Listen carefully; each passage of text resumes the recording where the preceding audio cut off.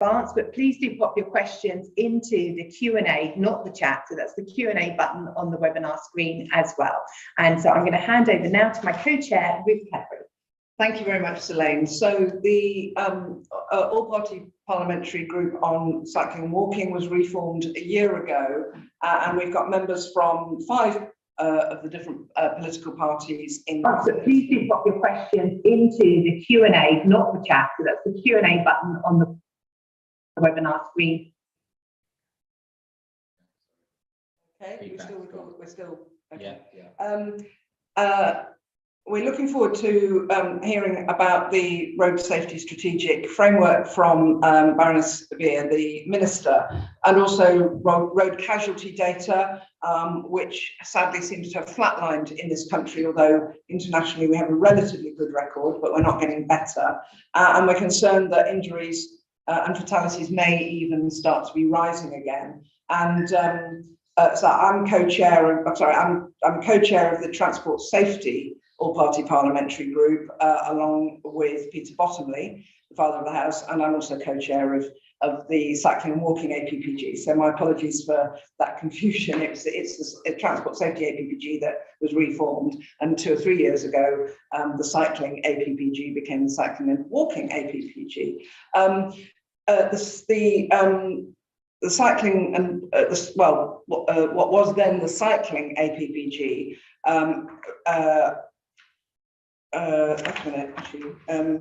Sorry, the Road Justice Inquiry was 2017, the cycling one. 3 recommendations in that inquiry have been adopted or in some ways addressed by government. The revision of the highway code, which we very much welcome. Police forces adopting close passing enforcement practice on a wider scale, that's in progress. And police forces using the evidence of bike or person mounted cameras better used in terms of road traffic incidents, and that's more widespread. But there's 7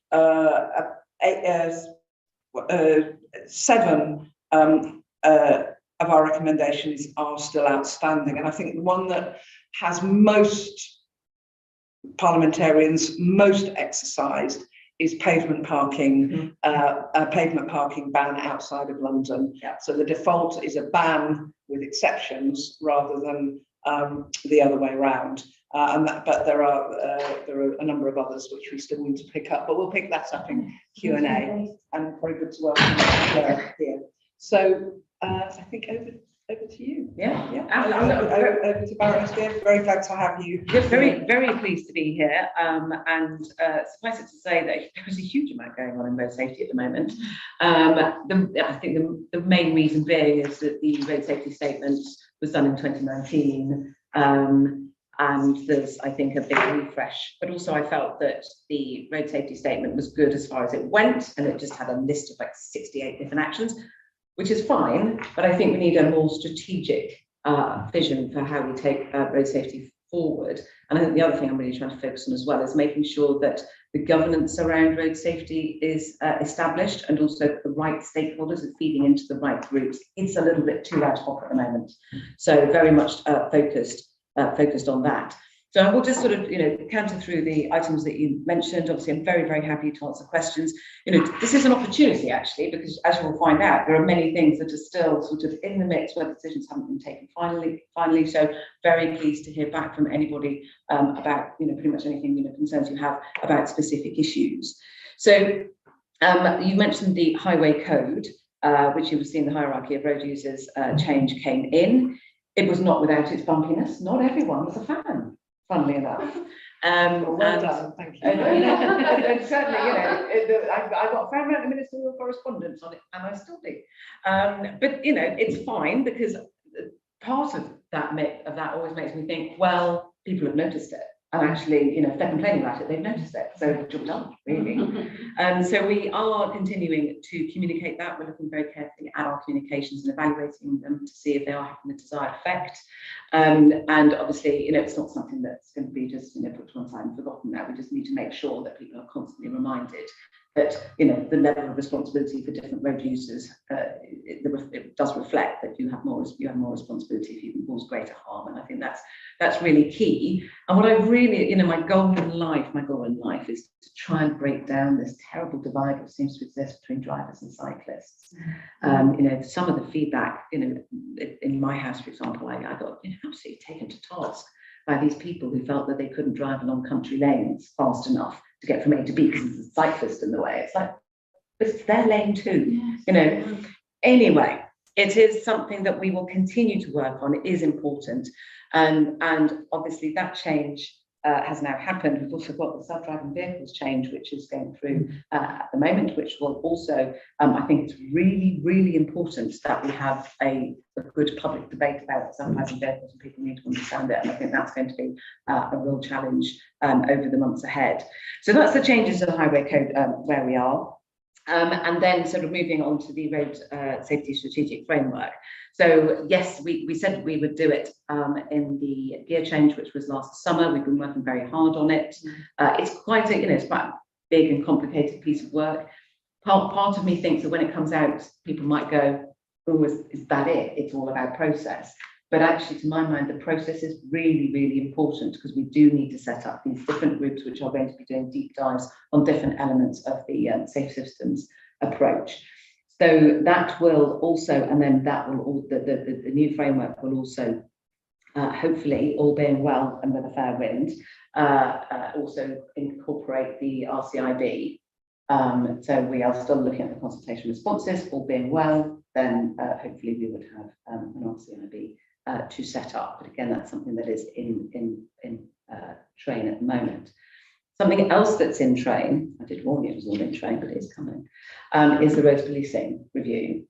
Now, roads policing is hugely complicated because, of course, we're responsible for road safety and we take it incredibly seriously. The Home Office is responsible for the policing side of things. We've also got to work with the Association of Police and Crime Commissioners. Really important that we work with the National Police Chiefs Council.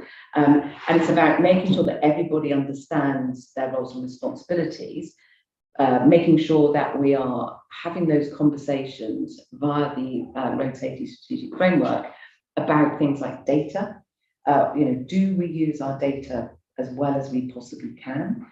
We do have a lot of work going on with the Compliant Vehicle Initiative, which brings together their DVSA insurance.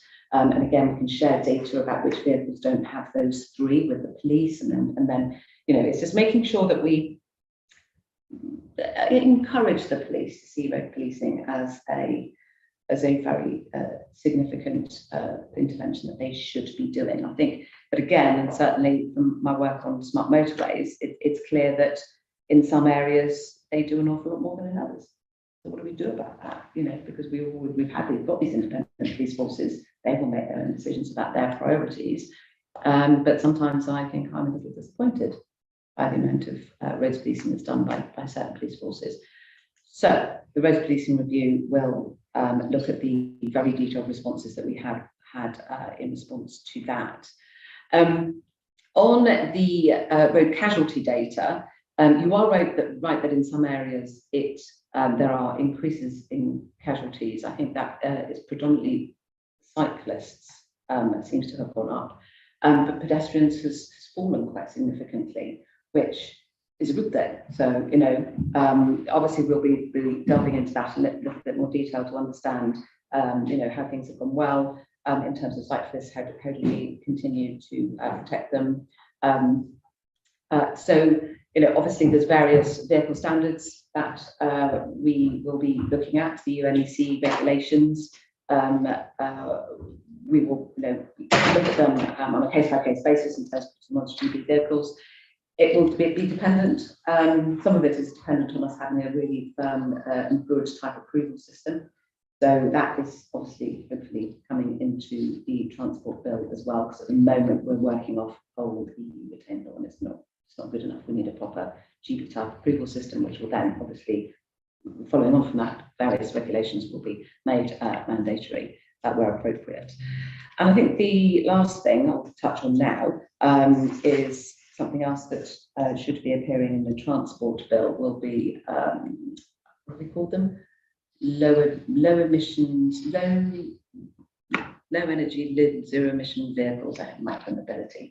So the things that basically is, e-scooters, etc. But it falls between, the regulation around e-cycles, which is one thing, and the regulation around motorcycles, which is an entirely separate thing. There is this new class, could be a new class of vehicle, which will sit in the middle and allow us to make the right decisions for micromobility. Firstly, the e-scooters, but maybe other forms of micromobility that come up in the future. So it will be very much be again, decisions have been being made at the moment about helmets, about insurance, about whether to treat private versus shared separately. But all of that will be coming before Parliament in the Transport Bill, which will be later on this session. So lots going on. So a good opportunity to feed in now and ask me difficult questions. But no timescale yet on pavement parking ban. Oh, pavement parking. Yeah. You see how I put number one here, pavement parking. Yes, again, pavement parking is insane number of responses. We are nearly there. Nearly there. Yes, so we're nearly there in terms of analysing the responses. I'm not actually going to commit to policy right now because I get a job. So there's two things that are one should expect quite soon. Actually, pretty much expect quite soon. So the pavement parking and the other one is the call for evidence on road traffic offences. So again, that will have things like failure to stop in it. Because one of the things that clearly that we've realised as we've lifted the lid on failure to stop is there are some absolutely tragic incidents which happen, but you've got to make sure that the law that you make fixes those incidents. And my worry is that we've just got to go around that again to be really, really clear that the law will scoop up those people who don't do the right thing or whatever. So that will also be coming out in the first half of 2022.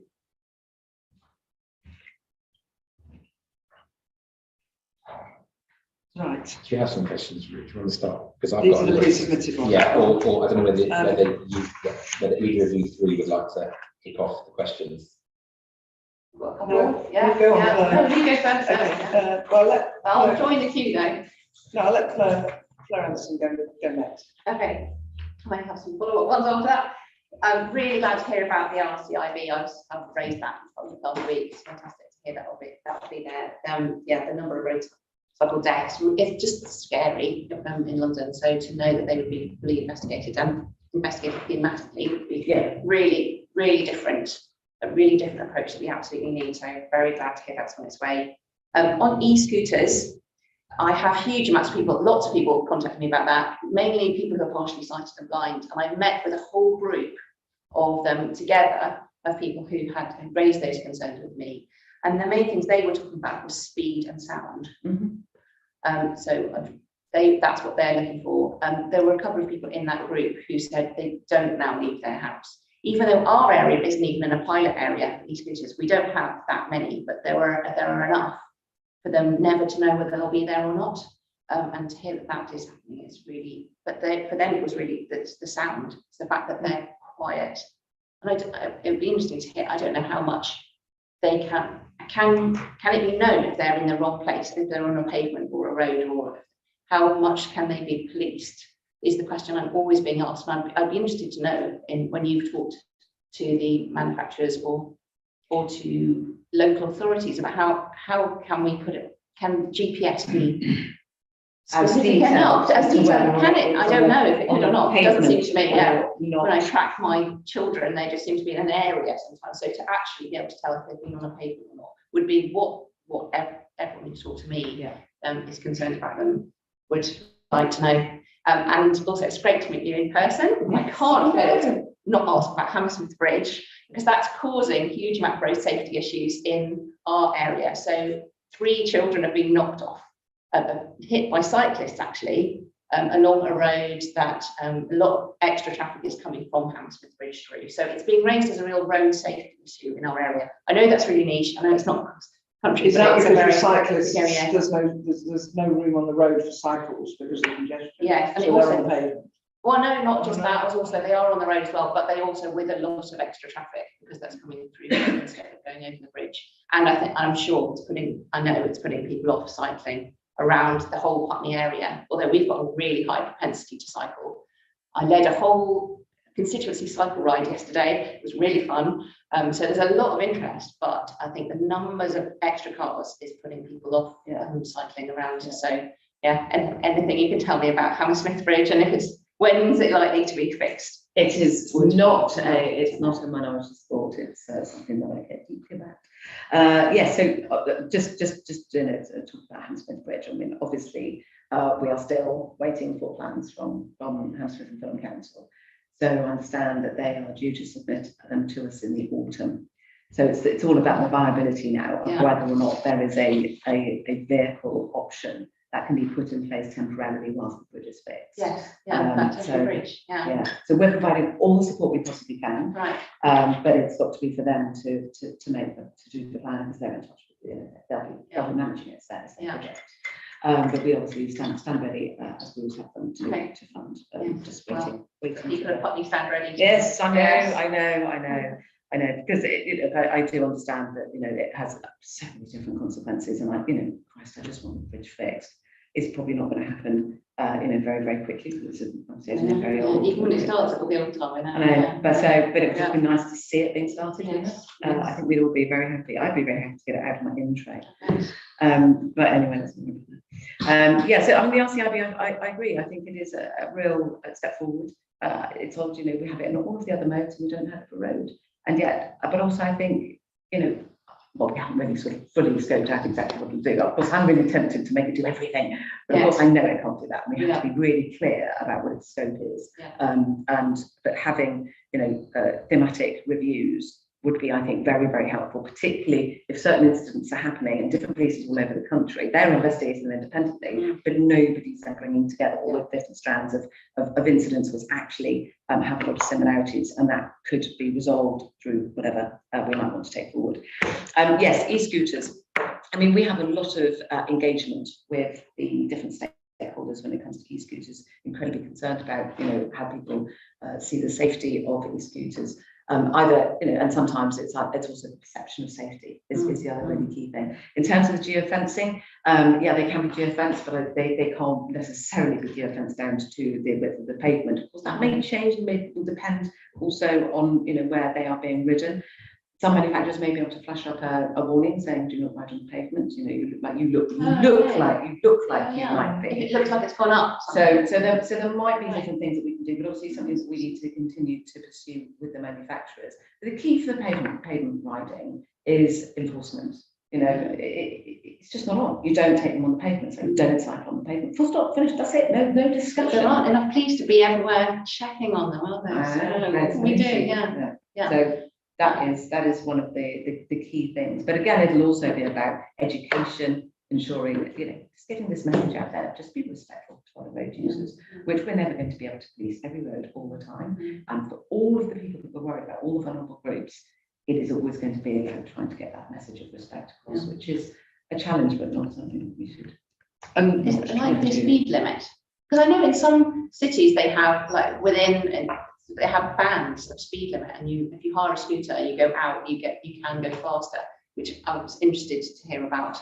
Yes, enforcing against destroying any e-scooter that's been fitted to go fast. Yeah, I mean, so there will be a limit, and we're just looking at what the appropriate limit would be, and again also looking at potentially, them making a sound. But cycles don't make a sound either, so it's sort of... No, but they're not ridden on pavements so much. Yeah, but this is the thing. Because scooters, they just dive on and off so much. They haven't been educated. It's back to education as well. If there was a peer pressure on scooters, you just don't go on the pavement. They haven't had that yet, so they go on the pavement much more. Yeah. So there's I mean, last night I walked for about a mile through into and through the city centre of Birmingham yesterday with my mother, who's obviously quite old, and we had that behaviour continuously on the shared surface, because we were all walking almost all on shared surfaces, pavements and squares. But actually, I don't remember seeing any e-scooters last night, and lots of bikes and e-bikes, many of them actually ridden by a delivery driver. So there is a potential,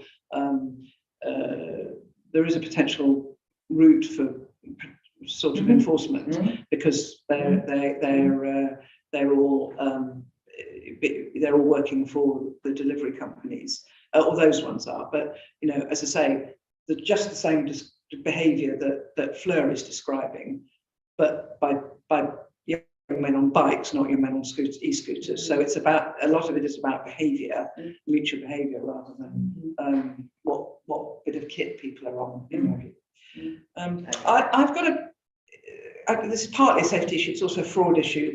And Private Eye picked up in the last edition, but I think this has long been an issue of around fraud, and it's too easy to notify DVLA of a change of circumstances, and fraudsters seem to be quite able to do this, and there isn't enough protection for legitimate owners of vehicles, particularly private cars, if you know, either they're a fraudster gets hold of the car, or the registration, or cars have their registration plates changed, and you know, particularly where those in road safety terms, particularly where that fraud is then being used for car crime, such as insurance, deliberate crashes, those sort of things. So I wonder if you could sort of look at that and let me take that back. I mean, we do. I am aware that, you know, sometimes people do register cars because of stress, and we try and, you know, scrape them off as quickly as possible, and then just recognise that. And given we've got good IT connectivity between insurance and DVLA and other data sets, I think the article was saying, and as I say, I do remember this from something previously, that it's too easy to just phone up and say that we've changed the registration, or we've moved our address or something, which I don't know. Let me go. Adam, I think we've had some questions on the Q&A. Well, do you want to go through the Q&A ones? We'll do the pre-submitted ones first. All night? I don't think we need to do all night. They're pretty short, most of them, but we can, if there's any ones you want to pull out, we can pull them out. But so I just start going through them. We sent them to your office already. But so the first one is 80% of fatal HGV cycle collisions and a high percentage of pedestrian deaths could be prevented with the basic requirement underrun protection, in brackets, also known as lifeguards, already mandated for trams. Could this be required for off-road construction trucks operating on smooth paved roads, especially in busy city streets? Yeah, we have actually looked at this, and we do not believe that it would be easy to fit those particular things on those vehicles, because unfortunately they would be actually then probably limited as to which roads that they could use. So it works fine on trams, because you know the tram's going to go, because it actually can't go anywhere else. But I'm happy to take it away. But yeah, I don't have much more on that. Okay, next question. How can we enforce the Dutch reach on the highway code? Yep. Is it actually called the Dutch reach on the highway code? It is. Okay. It is. When some car makers deliver designs that make this action impossible. Yeah, but of course you don't enforce the Dutch reach on the highway code anyway, because it's a should, not a must. But the point about the highway code is it's just getting you to think. So yeah, it will be the case, and I think in my car, if I went like that to open it, it really wouldn't make me look good like that. That's fine, but I'm very conscious of, you know, looking mirrors, etc. And so actually in the highway code it's backed up by always make sure you open the mirrors and share there's no one coming behind you. So yes, of course it's not going to work in all cars, but we're not going to mandate that door handles need to be in certain places. That'd be a nightmare. Okay. But with electric cars, electric vehicles which have an electronic door opening, they have sensors everywhere.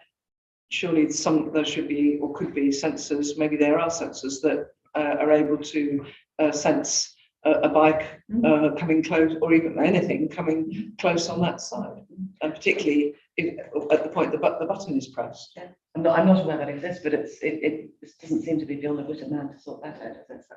Yeah, car manufacturers are working on that kind of. I know Ford's looking at that very closely. And I don't know, David, you got any update about those kind of track beacon systems?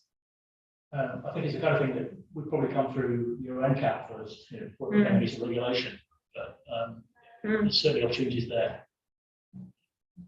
Okay, this is a question about trams actually, or tram infrastructure. After 2 near identical fatal crashes in 3.5 years, only Edinburgh has delivered some evidence-based measures to deal with a key factor in over 50% of cyclists falls crossing tram tracks.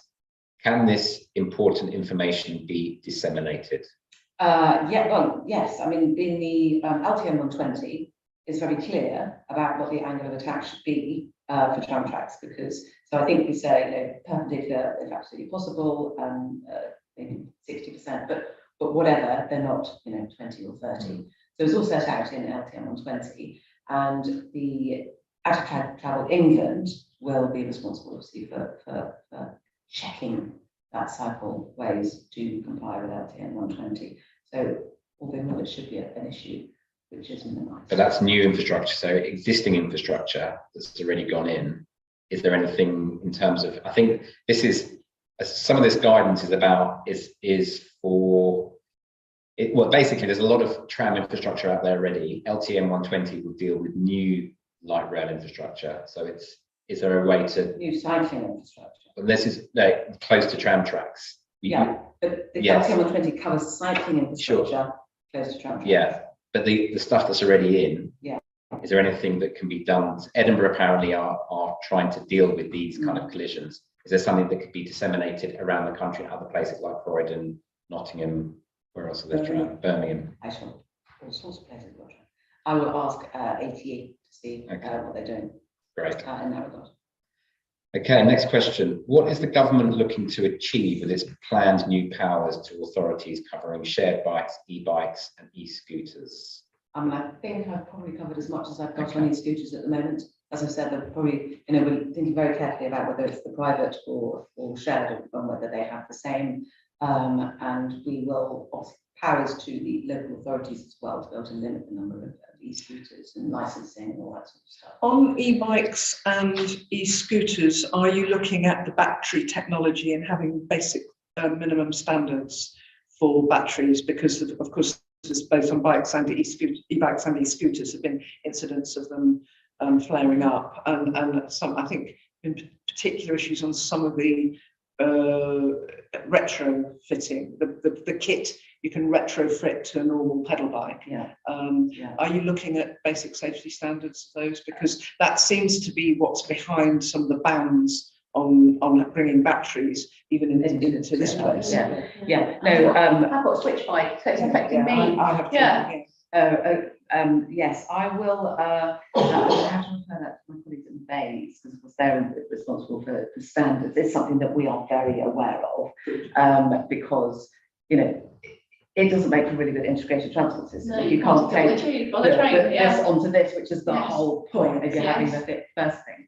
So yes, we need to make sure that all batteries are as safe as possible. And you would have seen the bus fire that happened this morning. The bus No. fire Oh, really? that was a Wow. spark. Yeah. Wow. So an electric bus managed to. Oh, an electric bus? Yeah. But not. But a bus fire, you know, but it was, Right.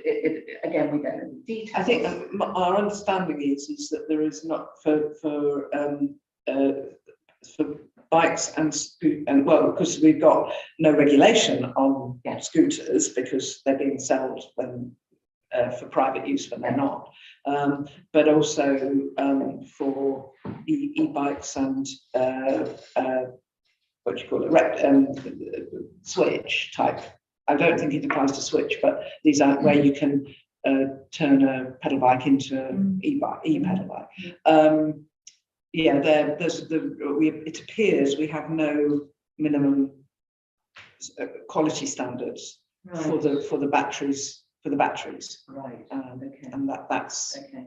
that, and it's where there have been flare up where they have set a light, and obviously it's particularly, there are some places where it's particularly dangerous if they set a light, like on public transport. Yeah. They've all been these substandard ones, all these lower standard ones, but we don't have a minimum. It appears we don't have minimum standards for battery technology. Not fall under me. It wouldn't fall under me, it would be based. No, I know, Yeah, but just, but it does need. Yes, and I will take that back And any help we can give. and just check, when we do Yeah, sorry. the micromobility regulations, whether we're going to sort of scoop in standards of the vehicle themselves. I should imagine we will, but it's whether or not it's the standards relating to the transport element, i.e. does it have a bell, does it make sound with speed, versus should it actually be sold? Yeah. Yeah. But it's not just for scooters. Yeah, exactly. Yeah, exactly. Okay. Okay. Done 5. Question about 5 we've done, 6 we've done, 7 is, will the transport bill's provisions to regulate pedicabs cover the situation outside as well as within London? It will cover, if we're able to include pedicabs in the transport bill, it will cover the situation within London. It doesn't need to cover the situation. But will other cities and local authorities be able to use that legislation, or will it be London only? London only. Because there's already regulations everywhere else. You don't need new. Right. They can do it under the because we have London pattern carriage regulations, and everywhere else can already regulate their pedicabs. Oh, yeah. Although my understanding is because of the regulations, there isn't a pedicab market anywhere else. Is my understanding because of the regulations, and it's that's up to the local licensing authority. Right, is it? Oh, okay. Taxis and PHVs are, the local licensing authority covers them. So if they wanted to develop a pedicab market, they could work with the potentially. Yeah. Thank you. Okay. When will the government's planned review of road traffic offences and penalties get underway? First half of 2022. So within the next 5 weeks. Yeah. Okay. I think that covers the pre-submitted ones. We've got quite a few coming. I haven't had a chance to look at them because they're going to appear on the screen. So we're all going to see them. And okay, so some of them are repeated. So We've done pavement parking we've covered. Okay, is there any collated data to show which police forces have or have not started close pass projects? Not that I'm aware of, but I would have thought that that would be a sort of a Home Office prompt on that. I'm not aware of that. Okay. So is it worth us writing to the Home Secretary about that? I mean, Minister? I think I'm not speaking out of school, slightly. But the opportunity, I think, to raise some of the more challenging enforcement and relating to transport and policing, an opportunity to remind people that it is lots of people's responsibility to keep people safe on our roads. We can do all we can with the regulations. We make all regulations in the world, they're never enforced. Okay. Hong Kong, I haven't read any of these, so this is my first view of it. The Hong Kong Highway Code in 1990 had a signage and legislation for an area or street to be designated as having pedestrian priority, i.e. all pedestrian movement having priority over all-wheel vehicle movements across the whole area. We have some improvised signage, but with the increased delivery of space with this requirement, should the UK or a devolved government transport ministry be providing this as a detail for the traffic signs manual? Because at the moment, the standard sign, the standard DFT sign for shared space has the cyclist above the pedestrian, which gives which doesn't really indicate what we have in the highway code now, which is a hierarchy which puts pedestrians as the more vulnerable road user than the cyclist or the scooter. And some local authorities, like the one I used to work for, Richmond upon Thames, kind of use the required DFT sign and put it inside a green sign, say pedestrian priority on paths and shared spaces. So, could the DFT look at the statutory signage in order to follow the spirit of the highway code? Yeah, no, it is a good point. I will put it on my list of things to consider when we open up the traffic signs manual, whatever, which apparently is several thousand pages long. But I have got a list of some things where I think that they are getting a little bit dated. So we might want to go, I agree, we might look at that. Okay. Will the roads policing review result in roads policing being included in the strategic policing requirements? That is a matter for the Home Office. Next. Okay. Good to, this, I don't know if it's a question. Okay. Good to make use of data. However, currently only personal injury collected when a collision occurs. It should also include damage to property, as this makes people feel unsafe if repeatedly traffic crashes into a particular area. Would you agree? There's always a balance. You know, we already have a system which, because of the way it's collected, it takes us a long time to see the data. I'm not necessarily sure that I would agree, because, you know, again, the data we get is collected by the police officer at the scene. What would they be recording? You know, somebody crashed into a wall. Are we then expecting, you know, very great levels of data? So I don't think that's something that we would want to add into our requirements for a police officer when attending the scene of an incident at the moment. Okay, the RCIB proposals.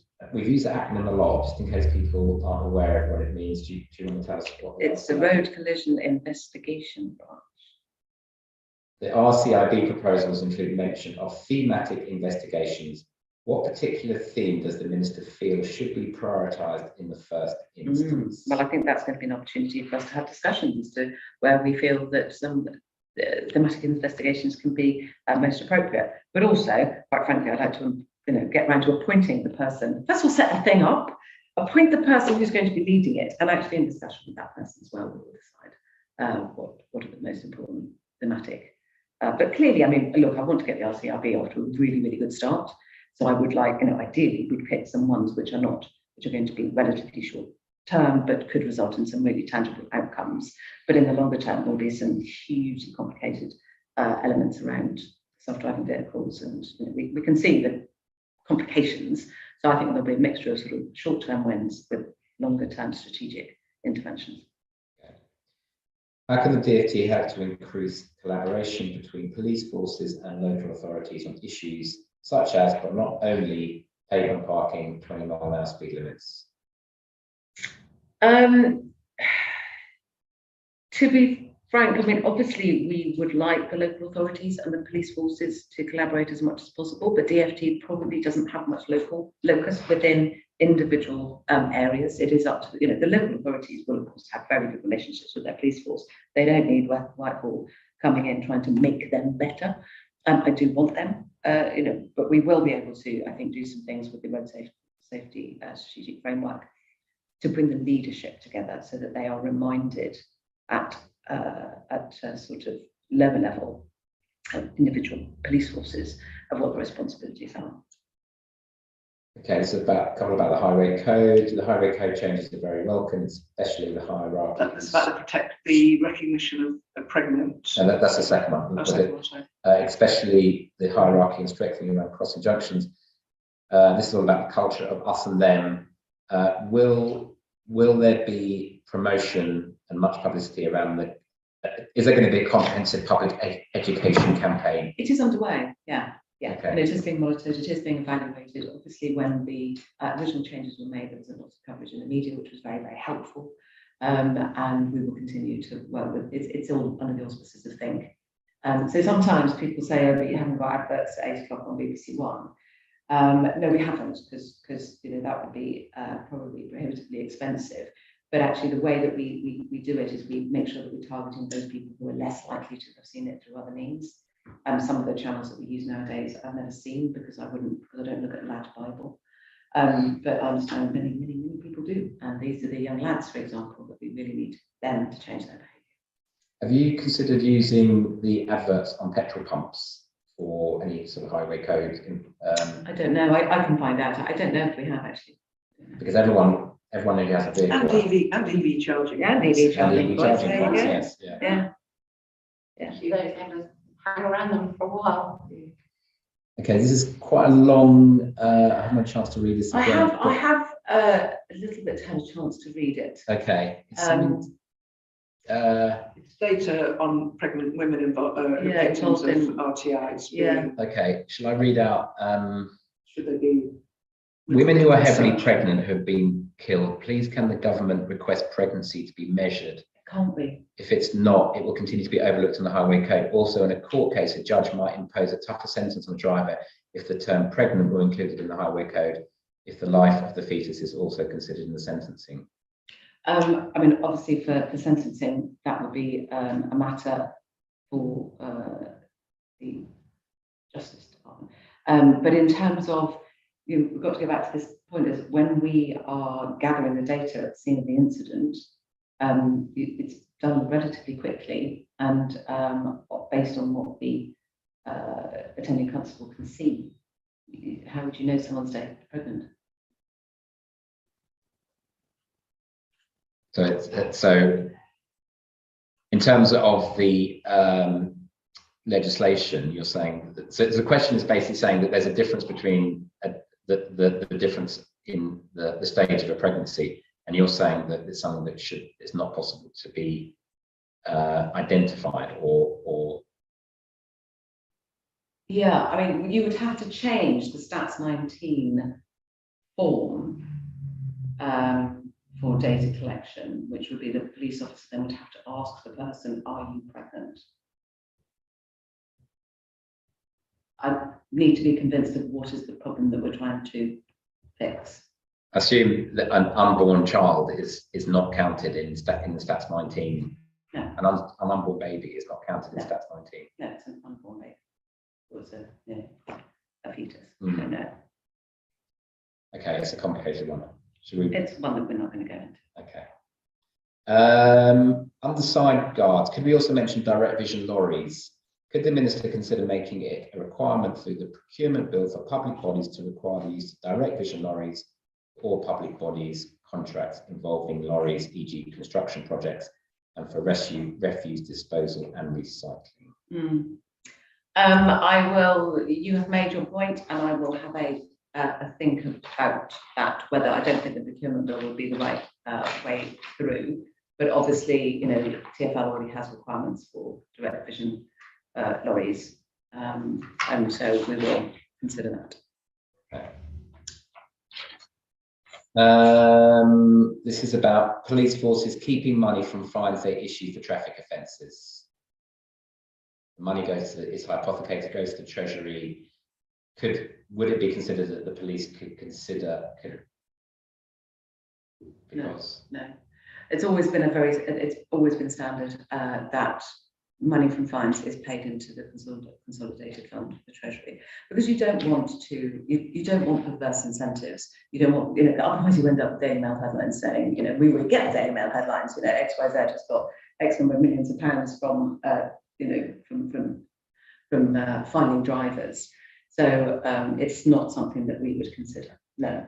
So local authorities are allowed to hypothecate money from back into local travel. Yeah. Back into local transport. Yes, they can, but not for police forces. No, police forces should be enforcing what they are responsible for enforcing, not for financial gain.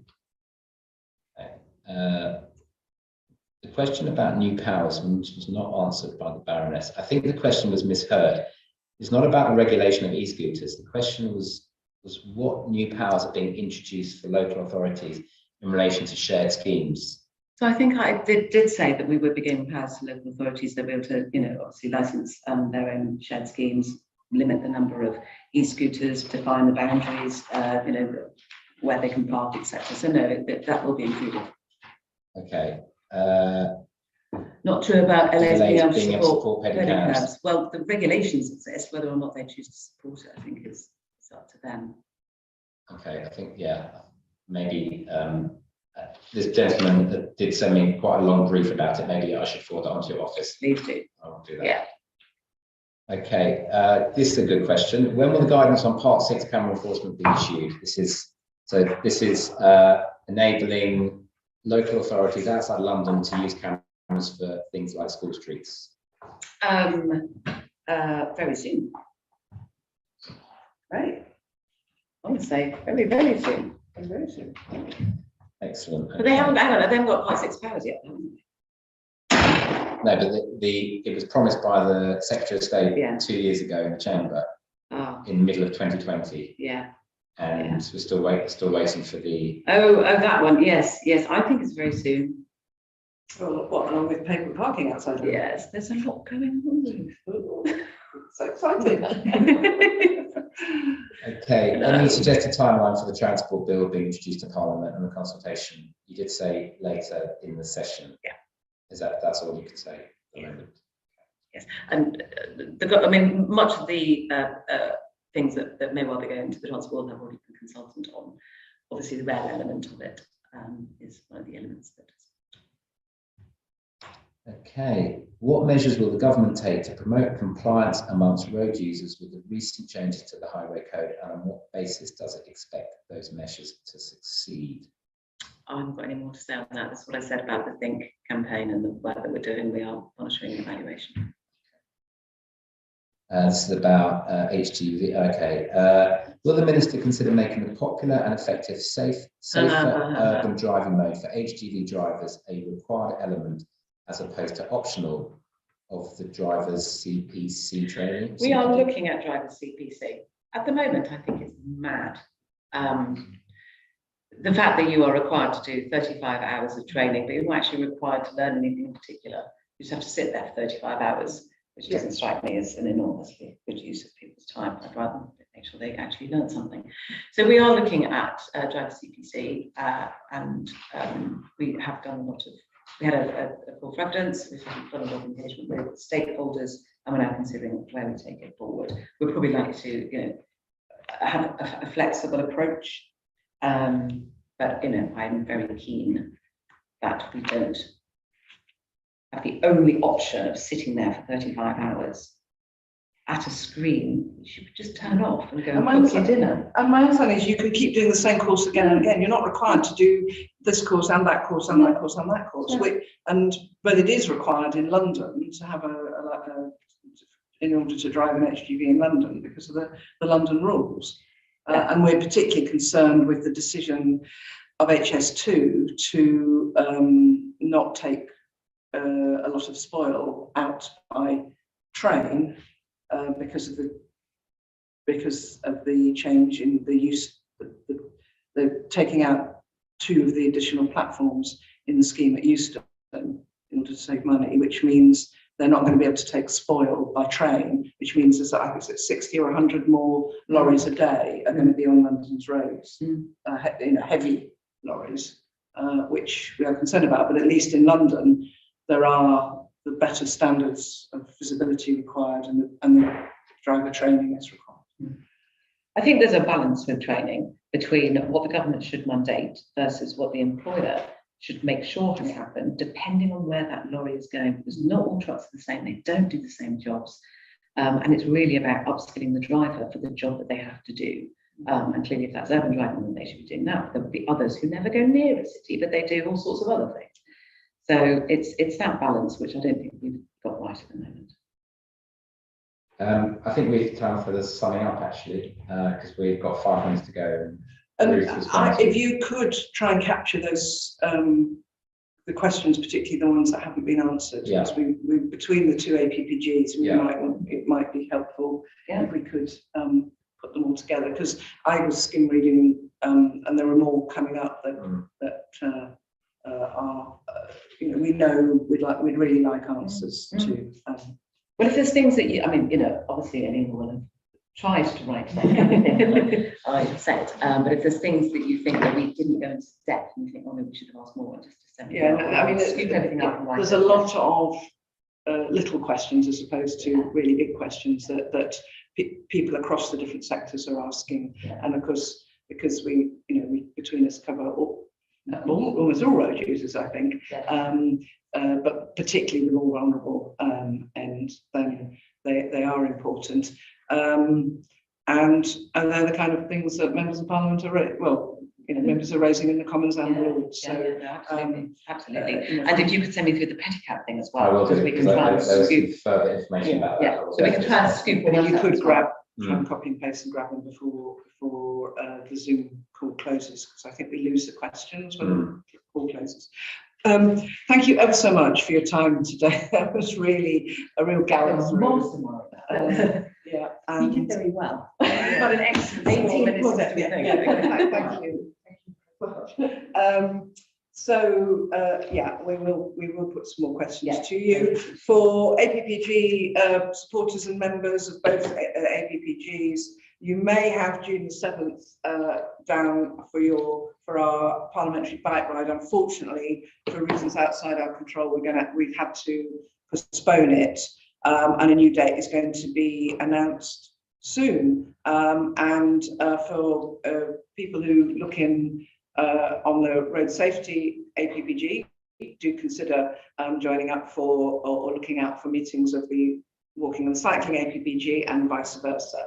I'd like to thank David Davis from the Road Safety APPG, Adam Kaufman from the Walking and Cycling APPG, my fellow chair, Selene Saxby, and again, new Minister Baroness, very much for your time today. So thank you. Thank you very much.